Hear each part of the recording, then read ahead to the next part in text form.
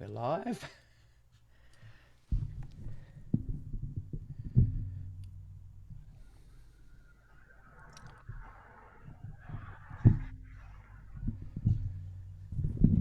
So we are live now, and just I usually like to have a little prattle before we get about 15-20 people watching.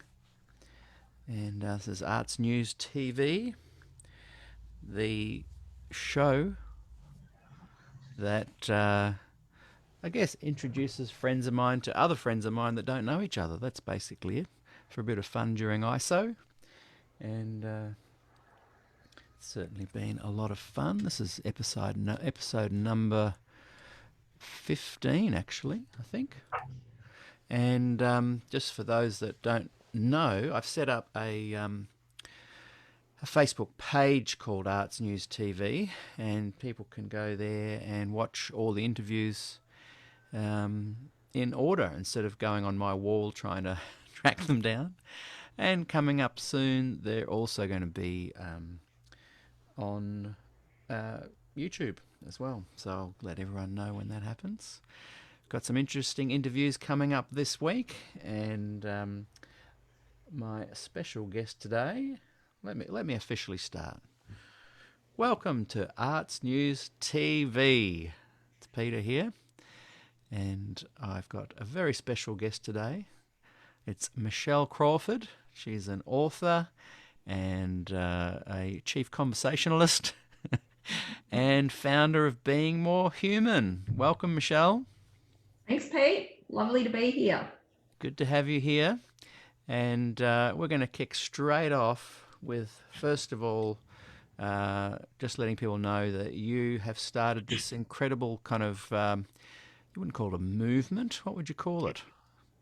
Between a business and a movement. I don't know what a business and a movement, and something that brings good things to the world.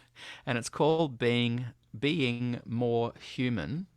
And you've written a book as well, which I think is called Being More Human.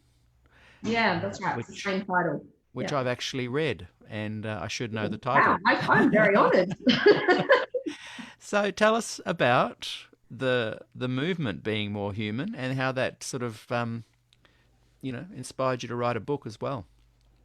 I guess it came off the back of, in my early work life, I used to work in refugee camps in Africa and had to make some fairly kind of philosophical decisions about whether I thought humans were good or evil when I was pretty young. And that combined with a whole number of years consulting in a whole bunch of different organisations, what I just started to see is that it seemed like, particularly in Australian businesses, it just seemed like that bosses and leaders and managers were more interested in the output that someone could create more than the actual human. So they're more interested in the key performance indicator or the amount of money or whatever it was that could be made from that person, and less interested about the person's journey and maybe trauma they might have had in the background, or what's brought them to where they are. So what it means is that Australian workplaces struggle with a whole bunch of different things like bullying and harassment allegations and psychological work injury claims. There's a whole bunch of stuff. And my philosophy is that if we actually focus much more about who we are as human beings and what we have in common and how we can connect, then that's going to have a major influence on how we treat each other, ultimately. So that's where, the concept of being more human came from. And it was interesting, when I was naming the business, it wasn't the case that I had, 10 or 15 or 20 names that I was choosing from. I just knew it was that. That was it. It was not negotiable. I registered the business name on my birthday. So I'm really into this strange alignment between dates and significant events in my life. So yeah, and the rest, as they say, is history. And beingmorehuman.com, was that gone? Did you have beingmorehuman.com.au? .au, yeah. Yeah. And it hadn't gone as a business name in Australia? No. Amazing. No. And I know that a lot of that focus, like you went through some pretty traumatic times when you were doing your aid work and resource work back in the day. And it's good that you came out of that instead of kind of a broken person, you came out of it as someone that wanted to help people even more. And so I know that you kind of, I guess, began helping people more one-on-one and as friends and in small groups. But you then actually had a job as a HR person, which then, I guess, gave you some skills in the context of the business world. And Mm. that's when you started implementing this concept to actual systems and groups and companies and businesses. And so tell us a little bit about how that's unfolded now and what companies and businesses you're working for, if you can share names. If you can't, just Um, share types of businesses. Probably if people want names, it's best that they just jump on the website and there's a whole page there, which is an indication of different names, but Mm. anywhere from small to medium to large size businesses. So I spend my time working with CEOs and leadership teams normally and executive teams. Sometimes I work more broadly across the business, but often I'm working at that level in the business and some of my other team come in and work with people at other levels in the business. So I've got a team of 10 people. So we do a lot of organizational culture work. So that's really, so say for example, what's a good example? If you know you're in an organization and there's a whole bunch of things that are not working well, but you're not quite sure how to fix it, usually the thing that you need to be looking at is the culture, because the organizational culture is kind of like an umbrella that sits on top of the organization. So it affects everything. So once you start playing at that level, you're really shifting some of those core ways of how people are thinking and feeling. But ultimately, what we're really doing is healing work, really, in essence. We don't necessarily language it that way all the time because that can be more or less successful with certain organizations. But that is what we're doing. We're realizing that, you know, humans all across the board, and I think this is a very, you know, true statement. Trauma is different for everybody, right? So something that happens to me that I might find a traumatic event could happen to you, but you don't think it's any big deal, right? You cope with it entirely differently. So trauma is not always equal, but what we know is that most humans at some point in time suffer from some kind of trauma. They don't necessarily say it that way. They don't language it that way, but you only have to look at the level of dysfunction in our society across the board to understand that that's actually what's driving it. So we're working with that in an organizational sense and trying to shape that and heal that so it becomes more constructive. Wow, that's opened up a few little subgroups of thoughts there in my mind. If you're helping someone within a firm and the person at the very top is kind of encouraging a different kind of culture that's not really conducive to this healing, Yeah. how do you kind of let the people in HR know that you probably need to be talking to the leaders and helping them when they probably don't want to be helped? Well, it can be a catch-22 in relation to these things because all of the literature will tell you that leaders drive culture in an organization. So if you're the big boss, then everything you do and say is influencing everyone around you. So you're either implicitly or explicitly saying to me as an employee, it's okay if you bunk off a day a week on as a sickie because that's what I do anyway, you know, or you're saying it's okay that you yell at that person in the staff meeting because you've seen the big boss yell at someone in the staff meeting. So often CEOs and leaders, they actually don't realize the level of influence that they genuinely have. They don't make that connection between themselves and their own behavior and the results in the business. Yeah, when I ran my music shop for like 21 years, I would order from wholesalers and suppliers here in Australia that would bring in goods from overseas. And I used to call them entrepreneurial cowboys, the guys that ran these companies, Yeah. because they were buying and selling, dealing, with this and that, and working on percentages and stuff. But what I noticed very early on is that the person at the top, this entrepreneurial cowboy, every one of his staff that I talked to on the phone had a certain similar kind of vibe and vernacular and jargon. That just kind of imagined them all sitting around the table with him as the rock star hero, and some of it was he would hire people obviously that had that natural similar personality, and other parts of it were people were trying to emulate this leader.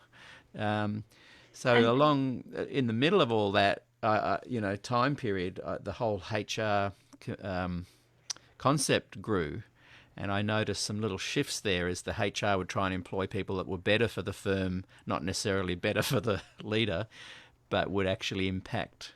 So with the introduction of the HR departments, have you found that leaders are more amenable now to you coming along and kind of helping to offer a cultural change, not just individual yeah, shifts? I think definitely across time they've become more amenable. There's no question about that. And more leaders are making that connection that I'm saying, and they're getting the idea that what they do and say matters. There's still definitely some people around that don't get it. And I'm just thinking of an organisation at the moment, and their CEO is very aggressive. Let's just put it that way, and doesn't understand the connection between his own aggressive behaviour and a whole bunch of staff leaving, a range of bullying claims that are happening, a big reduction in their share price. There's a whole series of corresponding organisational effects that you can directly causally link to his style. So yeah, that's an example of someone who hasn't got it, but there's definitely people that are getting it more and more. Oh, that's good. So as you find work and you put your, business name out there, you hang up the signage, letting people know. Are you targeting the HR person, or are you targeting the leader of a firm, or are you actually hoping that individuals will say, "Look, I really need some help," or probably all So three? we have three audiences that we target or that we work with closely. One is CEOs. The other one is HR people or people and culture people. They like to call themselves different names these days.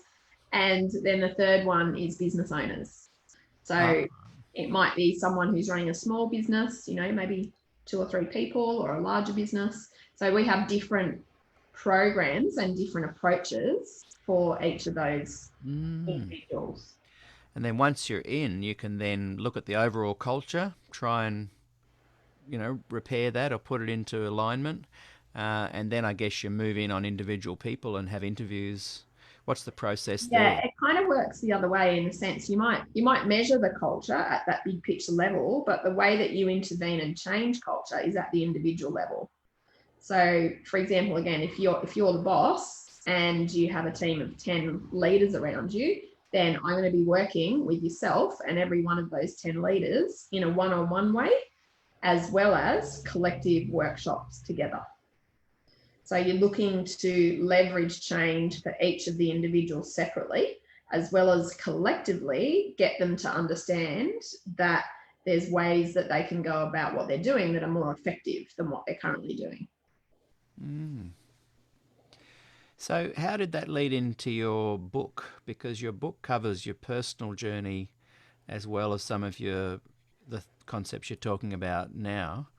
How did that feel, kind of putting your heart on your sleeve, so to speak, as well as producing a professional document that was aimed at helping businesses and corporations? Um, well, the book was a little bit similar to the business name story. So, Year About 10 Women's Retreat. And I went to bed one night after working with this group of women, and about 3 or 4 in the morning, I woke up, those kind of like instantly something when you wake up.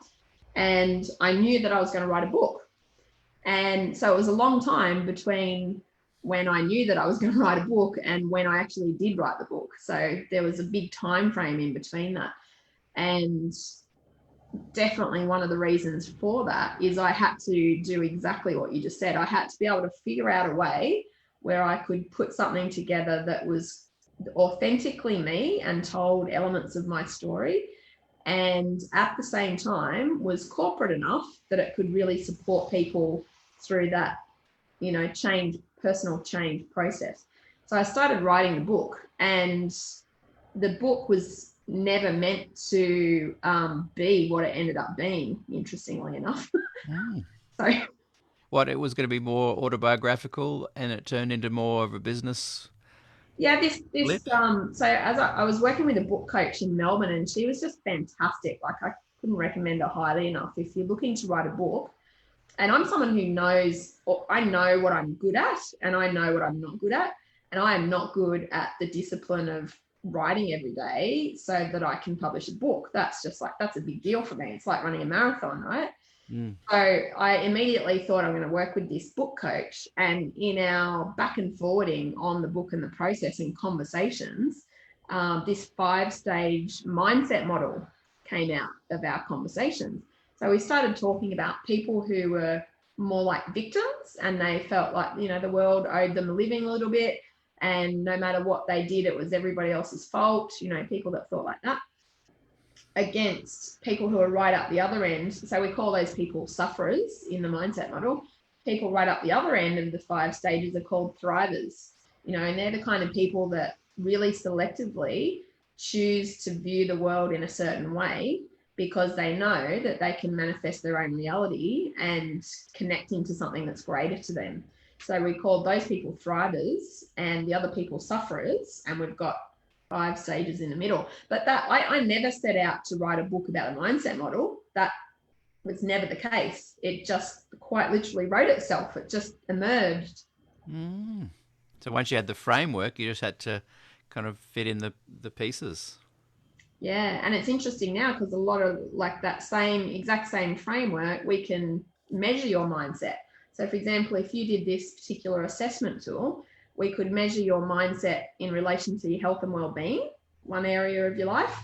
Then we can measure it in relation to your career, or in relation to your relationships, or your spiritual life. So we've got different categories. And very often what happens is people are more developed in one area of their life and less developed in another area of their life.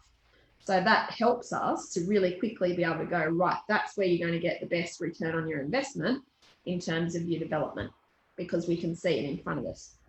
So therefore, being more human is getting a higher score in these 5 areas. Well, it's being whole. Firstly, it's being holistic in the way that you view life. Become a Because whole being.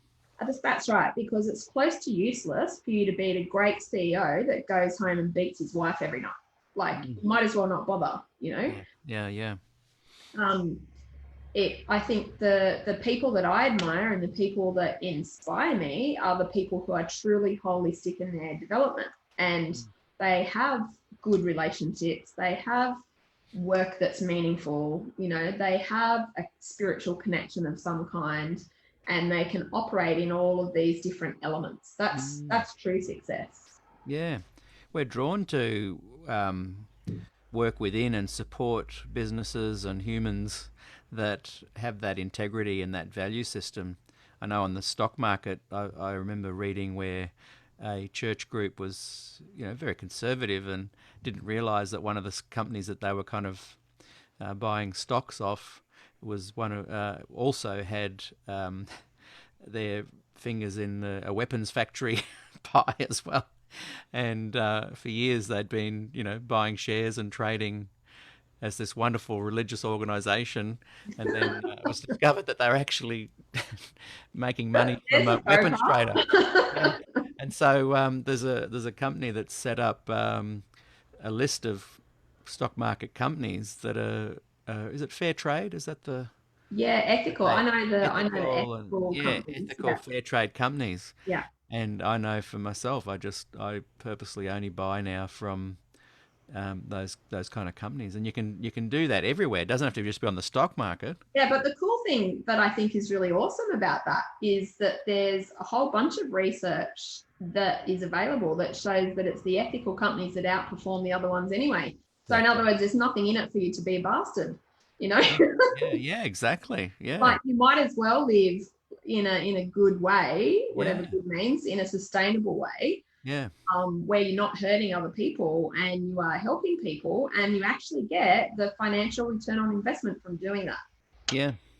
Who are some some of these kind of CEOs that are really famous, um, cowboy entrepreneurs, rock and roll entrepreneurs that you do respect? Who are some of the real big names? The big name that I like the most would have to be Branson, and the reason for that is in his early career he was very commercially focused, and it was all about the return and what is it, 300 or 400 different brands that they have now. But about 20 years ago, he created something called Virgin Unite, and Virgin Unite is his not-for-profit arm, and he's got his fingers in some very interesting pies. And one of the projects for Virgin Unite is something called the Elders. And what the Elders is all about is they are people like Mary Robinson and, really high level global leaders. And they take the pulse, so to speak, of countries all around the world. And if they see a country that's about to go to the shit and have some big war, they do all this backroom negotiating and intervention to try and prevent that from happening. Now, one of the reasons I think this is so cool, apart from the fact that it just seriously is that they don't talk about it that much. So it's not marketed very widely. If you search it up on the internet, you can find some information, but it's not like that. They don't leverage that.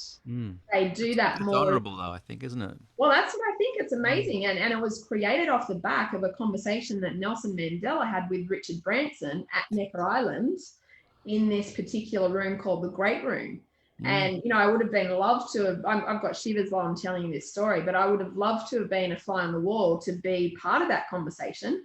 But it was out of that conversation that the concept of the Elders emerged. So, he's someone definitely that I would put in that kind of a category. It interests me too, I think, in being more whole and being more human, we can recognise our faults and our flaws and not be held accountable for every wrong thing we've done. And we can be inspired to do good things, in spite of those elements of our humanity. Look, I am a firm believer that the most damaged humans can be the most inspired humans. Yeah. Because if you know how to channel that trauma and you know how to work with it yourself and how to get to the place where you can accept that those things have gone on for you, and then you turn to look forward and say, how can I contribute and make the world a better place? You have this unique ability that no one else has. Like, you can leverage that, you can use that if you choose to do it that way. Yeah, I look at Bill Gates, and if you look at his history of his work ethic, it's ebbed and flowed from almost tyrannical at times, to being an incredibly giving person. So we learn, we grow, as we become more human. And now I think what he's doing with malaria and fighting diseases is just incredible. I think what it does is it shows us that and I'm firmly a believer of this, and having, like I said, having worked in refugee camps in the early days, I was working with people who had murdered people like 2 weeks before, right? That was my team of 35 guys and girls. And so what I am very clear about now is every single human has this massive propensity for good if we choose to channel it that way. And equally, we have the same massive ability for evil if we choose to channel it that way. And it doesn't mean that there's good people and there's bad people. There's no such thing. In my mind, there is not a good person. There is not a bad person. There is simply a person that's made a set of choices that go in a particular direction. Yeah, we've got to be very careful judging people. I mean, there were guards at Auschwitz that, prior to getting involved and wrapped up and caught up in the whole Nazi regime, were wonderful, lovely people that wouldn't have hurt a fly. But by the time they kind of went through the different mechanisms that unfortunately, led their focus into the channeling into the wrong area, they did some atrocious things. Yeah, and I think you have to really what I try to keep in the forefront of my mind is the minute that I judge another person, I'm disconnecting from that person. And I don't want to disconnect from anybody. I want to create connection. That's what I'm here on the planet to do, not to create disconnection. So the second I exercise judgment, I'm disconnecting. I'm not interested in that. That's great. And I think that means that the word forgiveness comes into play. You've got to forgive yourself. You've got to forgive others. What does that play a role in what you do at a corporate level? It hugely does. And I guess the word that kind of sits right, well, the word that's really the core result of forgiveness is self-acceptance. Because once you accept yourself and everything that you've done, everything that you've said, every decision that you've made, every thought that you've ever had, once you can truly accept those things as they are, then that allows you the freedom to create massive personal change, right? But what can happen, and we know this in the mindset model, is people can get stuck. They get stuck in that sufferer, survivor, passenger kind of mindset, those three mindsets, because they get stuck in judging themselves. And it's more about, in my experience, it's more about forgiving and accepting yourself than it is to do with anyone else. In fact, I think studies show that if you're really hard on yourself, and judge yourself and don't accept yourself, you become less accepting of others, more judgmental. I think the spirit world is agreeing, because part of your backdrop just fell down when you said that. Goodness, it did too. It's a sign. It's a sign. If you look carefully, you can see my gym.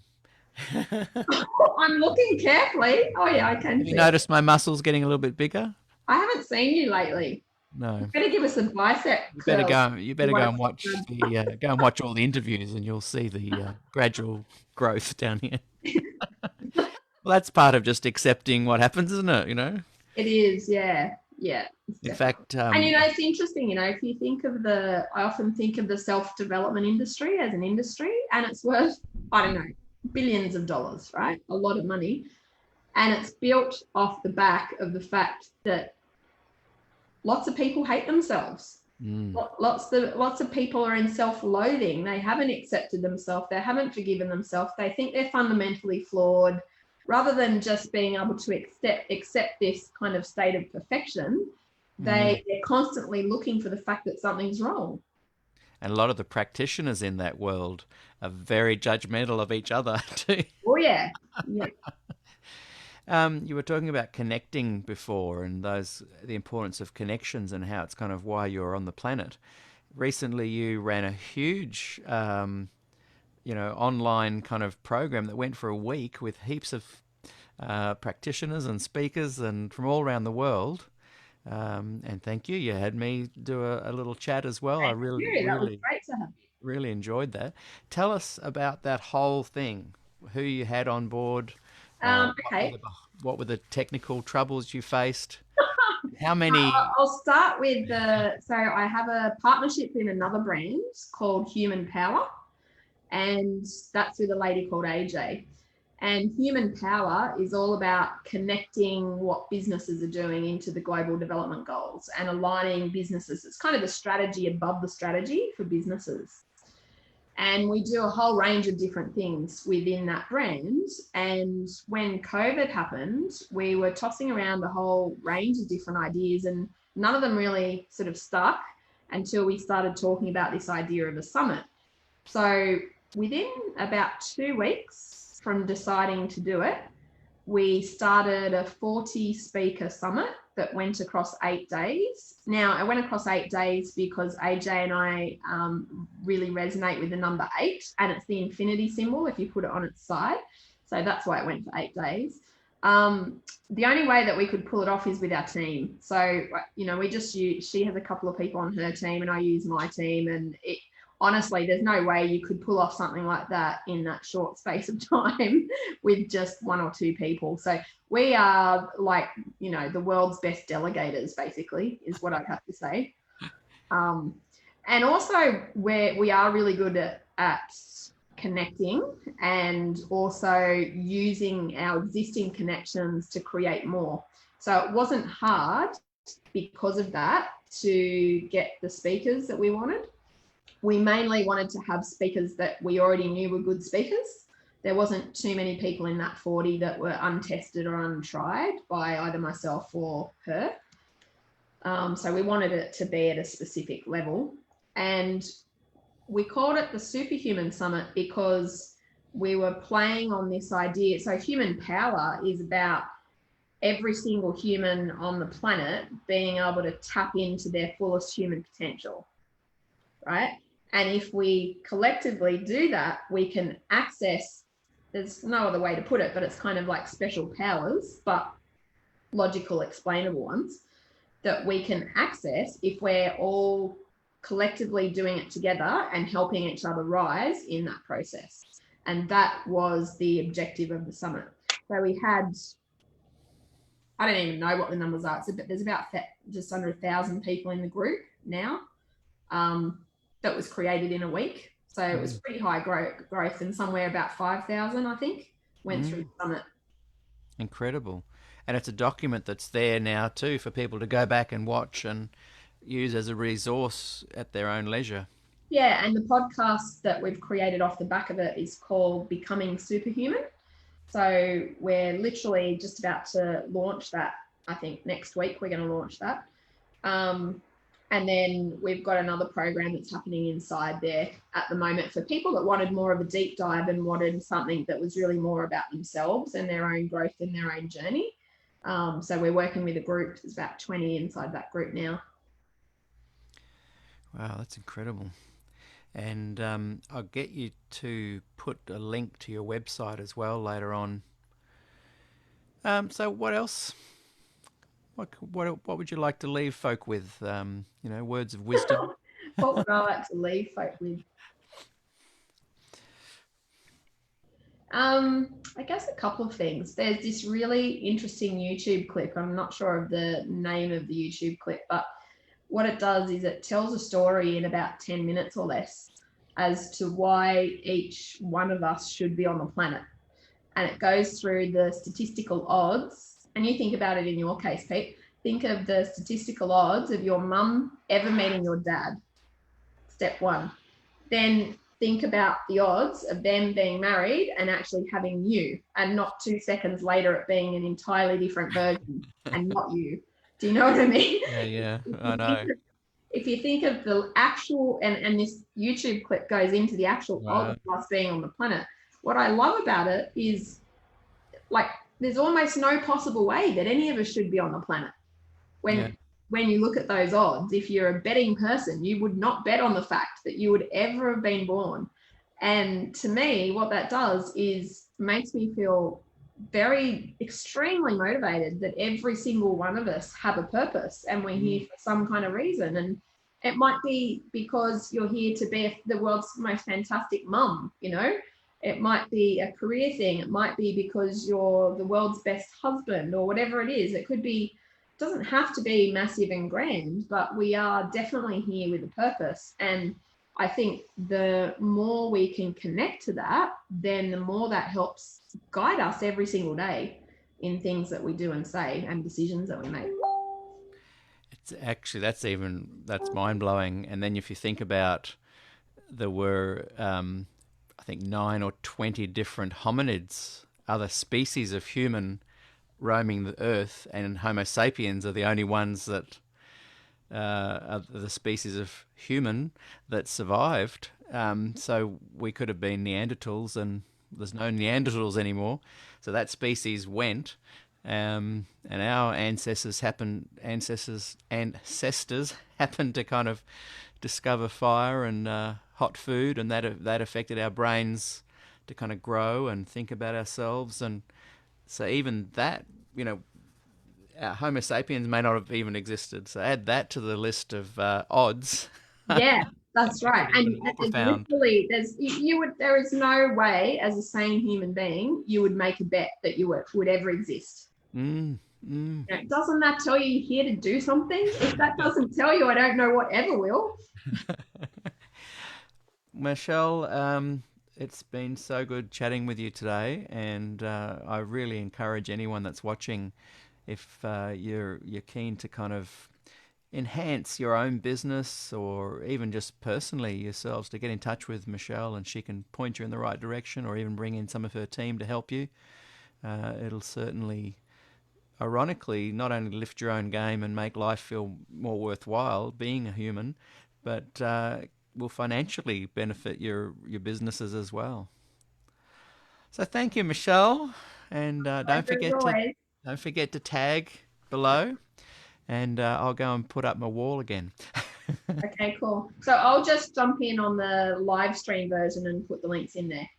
Yes, yeah, it'll be on just on my wall there, Yeah, and then I just send that link across to the page later. awesome. So yeah, Thanks, so Pete. just a reminder to people. Thank you, Michelle, and just a quick reminder to go and check out Arts News TV, the page where you can watch all these interviews in a row without all the other things on my wall. See you, Michelle. Ciao.